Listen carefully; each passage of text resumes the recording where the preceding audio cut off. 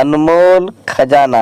भगवान ने मनुष्य को खुशियों का खजाना दिया, परंतु अफसोस की बात है कि मनुष्यों ने इस अनुपम खजाने का मोल समझ नहीं पाया और हमेशा दुरुपयोग किया।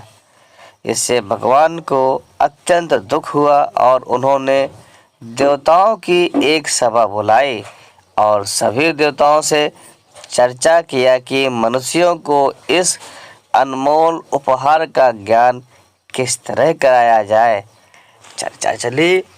फिर एक देवता ने कहा, यह तो बिल्कुल सरल है भगवान, आपने ही मनुष्यों को यह अनुपम उपहार दिया है, तो मनुष्यों को इसकी कद्र नहीं है, आप इसे वापस ले लीजिए। भगवान बोले, नहीं, कभी नहीं। उपहार मनुष्यों को दिया जा चुका और दिए हुए उपहार को वापस लेना शोभा नहीं देता। देवता बोले, भगवान, हम इस उपहार को किसी ऐसी जगह छुपा देते हैं जिससे मनुष्य इसे आसानी से ढूंढ ना सके।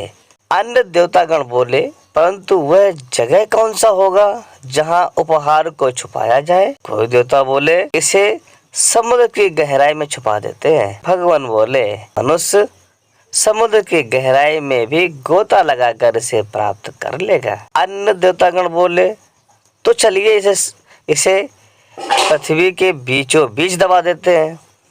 भगवान बोले, मनुष्य ऐसे ऐसे मशीनों का आविष्कार कर लेगा जो जमीन की गहराइयों को भी खोद कर यह उपहार प्राप्त कर लेगा। इस तरह चर्चा चलती रही, परंतु कोई सुझाव पसंद नहीं आ रहा था।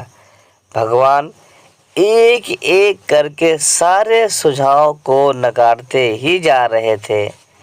बहुत सोच विचार के बाद अंत में स्वयं भगवान को एक सुझाव आया। भगवान बोले, इस उपहार को मनुष्य के भीतर ही छुपा दिया जाए। मनुष्य अपने बाहर आसपास हमेशा खुशियाँ और प्रसन्नता ढूंढता रहेगा, परंतु खुशियों का उपहार उसके भीतर ही होगा। केवल वही व्यक्ति इस अनमोल उपहार को पा सकेगा जो इस दुनिया को छोड़ अपने भीतर झांक पाएगा। दोस्तों, प्रसंग का तात्पर्य यह है कि हम खुशियों को अपने आसपास ढूंढते रहते हैं, परंतु खुशियों का अनमोल खजाना तो हमेशा हमारे भीतर ही विद्यमान रहता है।